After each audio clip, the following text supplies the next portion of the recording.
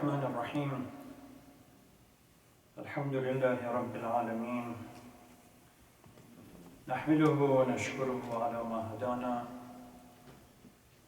ونصلي ونسلم على سيدنا ونبينا وحبيب قلوبنا أبي القاسم المصطفى محمد وعلى أهل بيته الطيبين الطاهرين المعصومين المنتجبين اللهم صل على محمد السلام عليك يا أبا عبد الله وعلى الأرواح التي حلت بفنائك عليك مني سلام الله أبدا وبقيت بقي الليل والنهار بل أجعله الله آخر العهد مني لزيارتكم. السلام على الحسين وعلى علي بن الحسين وعلى أولاد الحسين وعلى أصحاب الحسين. عظم الله أجورنا وأجوركم بمصاب سيد الشهداء بعبد الله الحسين وأصحابه الطاهرين إن شاء الله. Sisters and brothers, Assalamu alaikum wa rahmatullahi wa barakatuh. The month of Moharam, the beginning of the new lunar calendar, has arrived.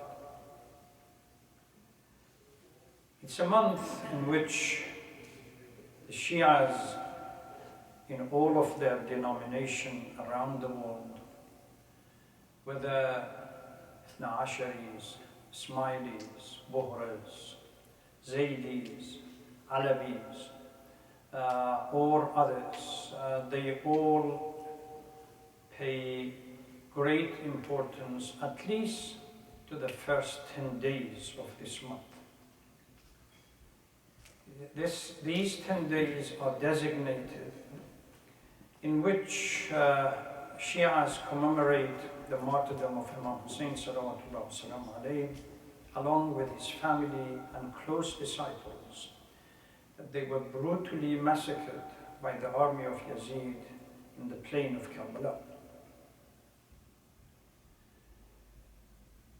But although the commemoration has been taking place for decades, if not centuries and millennia, every year we commemorate these events.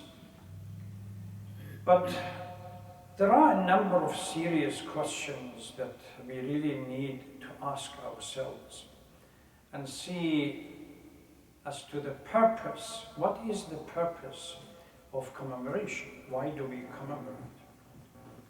There are those who cite a number of ahadith from Ahlul Bayt and they say we are commanded to commemorate the Ashura program or Imam Hussein or the martyrdom of Imam Hussein or the story of Karbala. Is it just the commemoration in itself, which was the intended purpose? Have we reflected during this period and pondered on the story of Karbala and learned something from it? Every year, as soon as we get close to the month of Muharram, the drapings are taken out of their closets, centers are draped in black, people began wearing black, and they transition into some kind of sorrowful mood instinctively. But why do we commemorate, and what's the purpose? During this commemoration, do we ever ponder on the characters and the role of Imam Hussein and those who were martyred in Karbala? Do we understand something better from them every time that we commemorate? If not, then why not? In our context now, the central question is, how do we relate the uprising of Karbala and the commemoration to the transformation of the Shias worldwide in all domain and all planes, politically, socially, culturally, ethically, morally? How does these commemoration help in that regard? If Islam, according to a number of scholars, are being saved and protected by these commemorations, then what is the dynamic, what's the relationship between the commemoration of Ashura and the saving of Islam? These are some of the questions that we really need to answer, that so far in most of the gatherings and the commemorations, they are ignored or somehow marginalized. Number one, the character of Imam Hussein. Who was Imam Hussein? We tend to discover Imam Hussein on the Rajab of the year 60 after Hijrah, and go with him, continue with him until the day of Ashura, where his martyrdom takes place. But who was Imam Hussein, and what was his role in the early establishment of Islam from the beginning to the end? According to the historians, Imam Hussein was around 56 or 57 years old when he got to Karbala and he was martyred. So what do we know about 57 years of active life of Imam Hussein? Beyond the anecdotal facts that we know about Rajab. We start talking about Yazid came to power, and it's not strange. The Mawsu'a, that is nearly 14 volumes of books written about the life of Imam Hussein, just gives the first volume, little bit about the early life of Imam Hussein, then immediately moves to Ashura. 13 volumes about Ashura, starting from Rajab, and one small volume about the early life, which most of it, what we call biographical information about he was born in such and such a date, and his mother, then his relationship with his Holy Prophet, his grandfather, then Amir al-Mu'mineen, what happened to him after the demise of his mother, Amir al-Mu'mineen, and then suddenly resurrected back in Rajab of 60 after Hijrah. We are not doing justice. One could go and listen to all the majalis that are being organized. Hardly anyone spends time in trying to explain the character of Imam Hussein, which is a central character for the whole Ashura uprising. How do we relate the contemporary crisis and to the historical one and learn a lesson from it? We keep repeating Kulla Ardan Karbala and Kulla Yawmin Ashura. Don't we? We all have heard it in majalis. If that's the case, then how is this dynamic of history, past history, can be brought up to the time so that it motivates us to react as if the Imam was present today and we would have acted as followers of the Imam? There is a concept that Quran talks about it. وَكَذَلِكَ جَعَلْنَا لِكُلِّ نَبِيٍّ عَدُوًّا شَيَاطِينَ الْإِنسِ وَالْجِنِّ. Surah An'am 112. What this verse outlines is that from the beginning of creation of Adam, in every epoch and in every time, every historical time, these two manifestations exist. Adam, Iblis, and after him, every time there are prophets, there are imams, and so on, there are those who lead humanity to the right path. They must have shayateens that lead humanity to the abyss. This is a fact. وَكَذَلِكَ جَعَلْنَا لِكُلِّ نَبِيٍّ عَدُوًّا شَيَاطِينَ الْإِنسِ وَالْجِنِّ. So every time has its own Pharaoh, and every time has its own Musa. That's why there is a hadith, مَنْ مَاتَ وَلَمْ يَعْرَفْ إِمَامَ زَمَانِهِ. What happens? مَاتَ مُوتَةً جَاهِلِيَّةً. If you die and the Imam of your time is not recognized by you or by anyone, then that death that takes place is a death of Jahiliyyah. Have we spent any time during this the contradiction, the adversities, to understand who is our Imam now and who are the adversaries that stand for in opposition? So that we understand Imam Zaman. We know from our own, at least Shia Ithna Ashari understanding, that our Imam is the living Imam, may Allah hasten his return.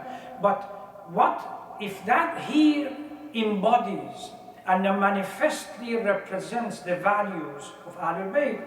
Who are the opposition? And what are we supposed to do when we say that we are followers of Ahlul Bayt? So, in the spiritual and physical reality, Fir'aun of each time moves the society towards misguidance, while the Imams of the time moves the society towards the right path. وَكَذَلِكَ جَعَلْنَا لِكُلِّ نَبِيٍّ عَدُوًّا عليه السلام شَيَاطِينَ الْإِنسِ وَالْجِنِّ. Then, if that is the case, have we spent some time reflecting and reminding ourselves as to this ضد and adversity that exists between haqq and batil in our time? Where do we stand vis-a-vis each part? If Ahlul Bayt were insistent that you should commemorate the uprising of Karbala and the event of Karbala, you have to contextualize it into what context they were talking about. They were not just saying that you commemorate Ashura and sit down and beat your chest. Because people of the time did not understand the Imam of the time. So Ahlul Bayt, particularly our Imams, were encouraging people to use Majalis Ashura as a bab for ma'rifat al-Imam. That you try to explain to them who are the Imams, who are the living Imams.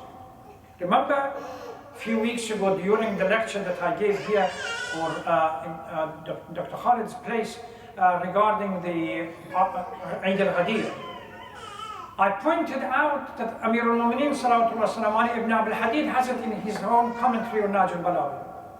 Amir al-Mu'mineen says, we were marginalized after Saqifa by removing all the ahadith that talked about the value of Ahlul Bayt, particularly the centrality of Ali for early part of Islam, to the point that people passed by us and would not recognize that Ali was the Imam or anybody else. Biographically, genealogically, they would accept Ali. He is the son of Abu Talib. Of Imam Hassan, he is the son of Ali.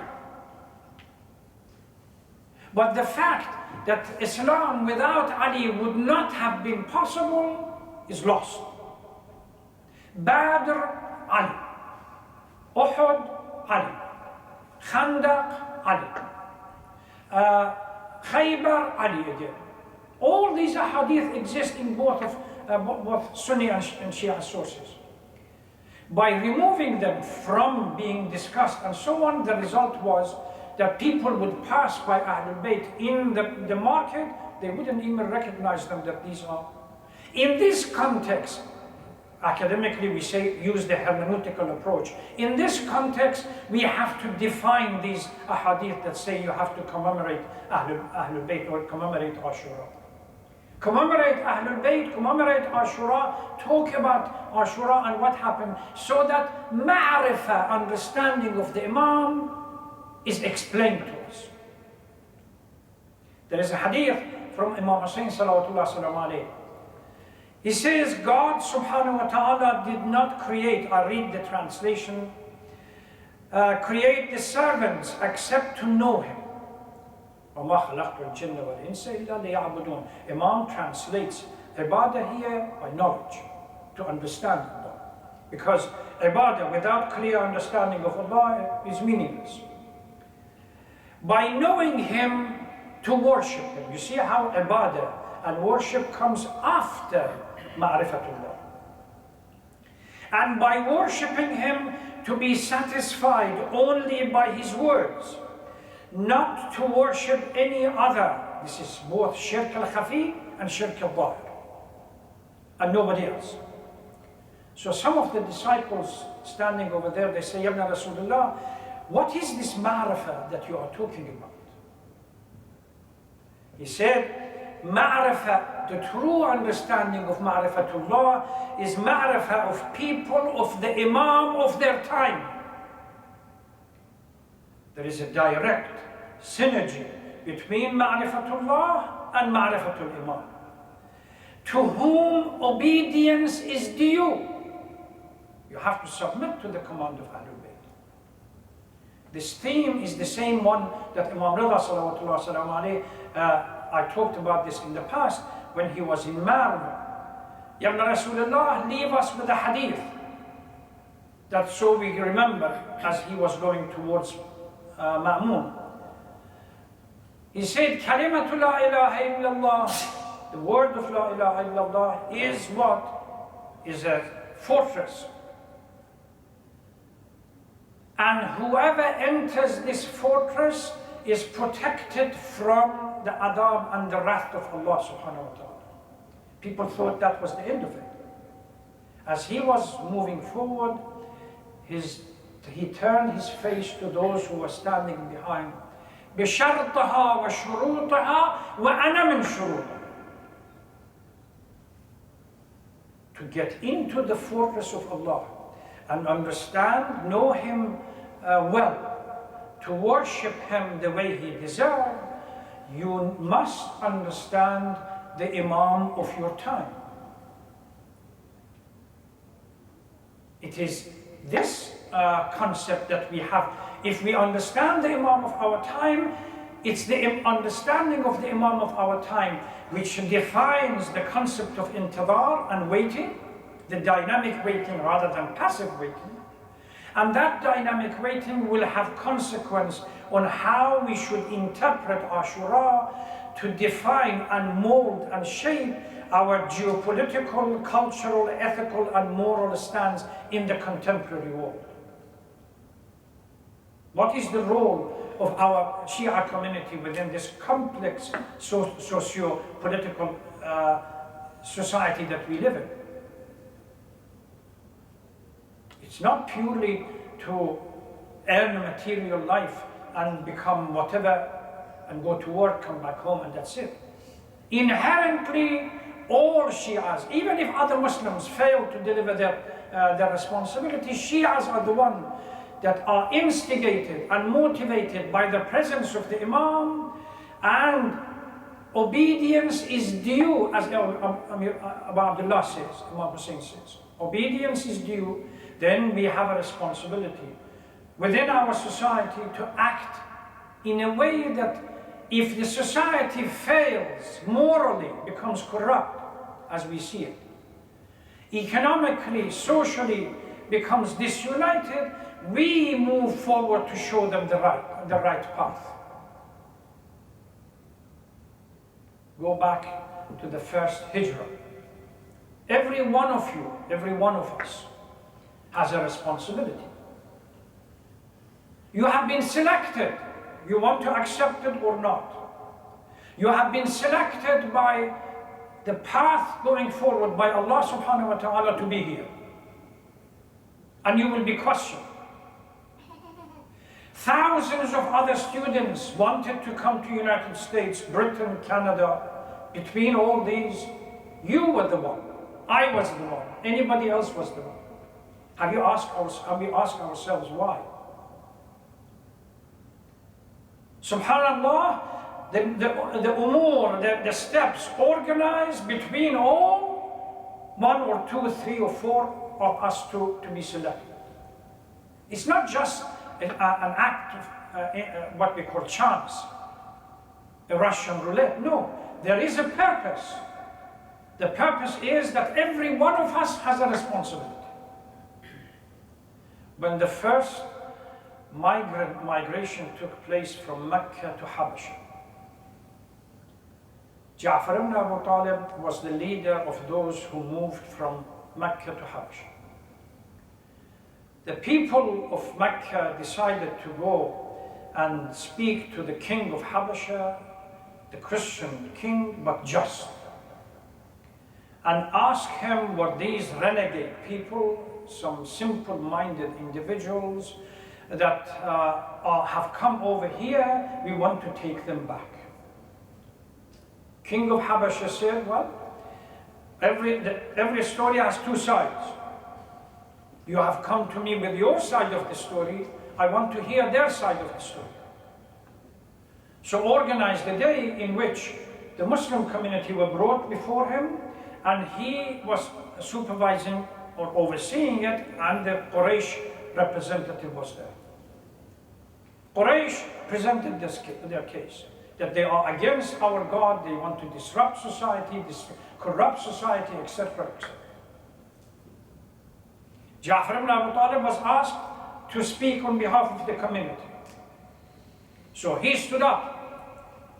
After delivering a sermon, the sermon was, O King, our Prophet has sent us here citing your justice. It's not a matter of Christian Jews, Christian or Judaism or anything. It's your justice for giving us the opportunity to stand here and to be among the community freely, to act and submit to the command of God the way we want, because back home they would not allow us.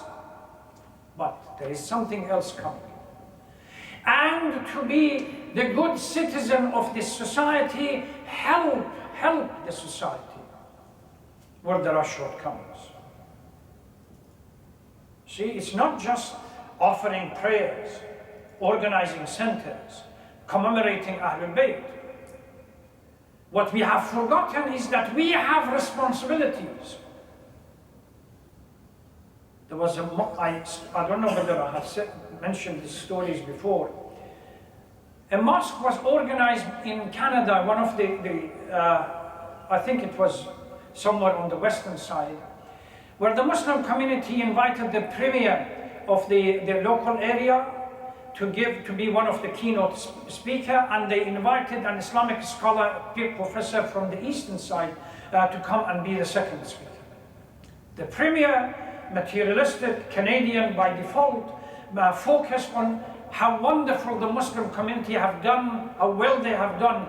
10 years ago, 15 years ago, there were only 2 lawyers, 1 doctor, 1 accountant, and 1 pharmacist. Now look at what they have. Talked about the material gain.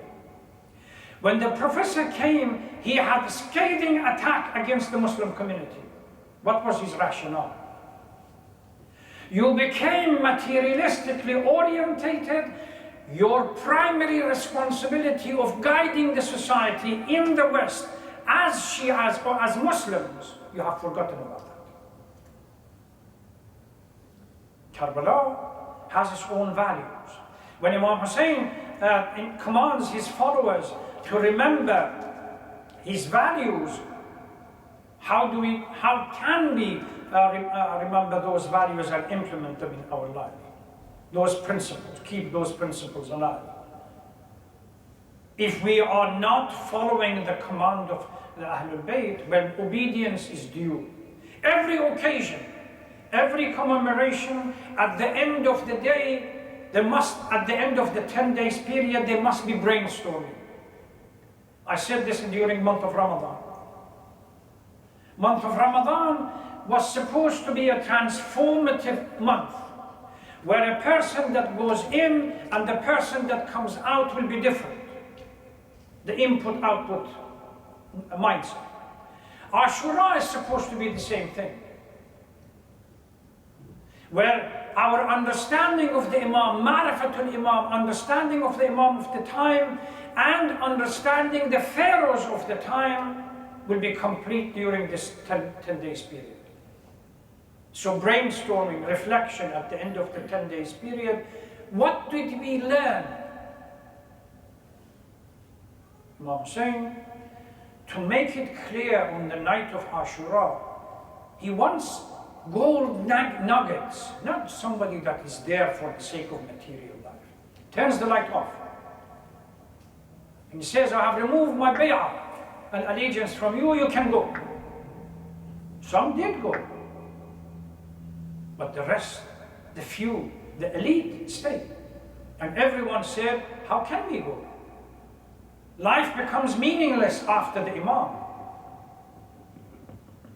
If we really have reached that stage where we are prepared to really submit to the command of, understand the Imam of the time, understand our responsibilities, and understand that obedience of the Imam is due. Ashura, in the same manner that month of Ramadan, without true taqwa and God consciousness, becomes nothing more than abstention from food and drink. Ashura, without a clear understanding, or at least a better reflection, better understanding of the Imam, the role of the Imam, the purpose of Ashura, and everything else, becomes nothing more than superficial commemoration. That as soon as 10 days are over, finish, our job are over, the draping folded, put back in the closet, until next time. Khawas, Ashura happened because the Khawas, those people who were with Ali, those people who were with Imam Hassan, those people who understood who Hussein was, they stepped back. Harakat al-Tawabin, that comes after, Mukhtar and everything else. Imam Hussein on the day of Ashura says, these are your letters, Ya Ahl al-Kufa. Oh Fulan, didn't you sign this letter? Your signatures. How can we not be among, the only way we can understand our responsibility here is to have a clear, designated goal of talking about Ashura. Yes, we can talk about other themes. Ashura has two parts. The emotional part, the tragic part, we cannot deny. You cannot but be affected when a father brings his son, 6-month-old, in front of everyone. Irfanically, spiritually, has a different meaning. It means I'm going to meet my Lord empty-handed. I have given everything. But let's not go over that far. But be affected by the fact, by the way, the same people that wrote the letter, they killed the baby. You cannot but help emotion become emotional. But is this the only fact that we should learn from it? And how many times do we have to repeat this? I don't believe anyone within us here that hasn't heard what we call the narrative of Ashura story from the beginning, from Rajab until Karbala. We know about Hur, we know about his army, we know about prevention from water, we know about and few other issues about Ashura. But the central pivotal question, if the Imam of the time is now suddenly appeared, where are we going to be? One of the questions that was posed by the brothers here and sent to me, explain to us what are the criteria of scholars, grand scholars and learned scholars that stand in opposition to the Imam al-Asr when he returns. How could that be? Because we don't understand, we really have no true ma'rifah of Imam of our time. What is our role? So inshallah, tonight was the beginning. There are a number of themes related to this issue that inshallah I will unpack as the night goes on, as we talk about during the coming nights. The first one I would like to focus upon on the character. Who was Hussein? Call him a revolutionary figure that appeared on the month of Rajab, 60 after Hijrah, led a revolution. And we need to commemorate that revolution, but for what purpose?